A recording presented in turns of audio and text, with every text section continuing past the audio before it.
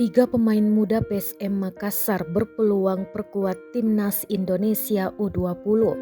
Garuda Muda dalam waktu dekat akan berlaga di kompetisi Piala Asia U20 2023. Turnamen tertinggi sepak bola Asia untuk kelompok usia U20 akan berlangsung pada 1 hingga 18 Maret 2023. Pelatih timnas Indonesia, Sintayong, telah menjadwalkan untuk menggelar pemusatan latihan pada 1 Februari 2023. Tiga pemain muda PSM Makassar bisa jadi pilihan juru taktik asal Korea Selatan tersebut, yakni Muhammad Saki Ashraf Huwaidi, Ricky Pratama, dan Ananda Raihan.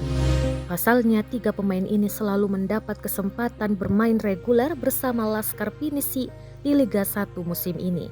Tentu ini menjadi modal berharga bagi Saki, Ricky, dan Ananda bermain di timnas U20. Lantaran semakin banyak menit bermain diberikan, mereka bisa mengembangkan dan mematangkan potensi yang dimiliki.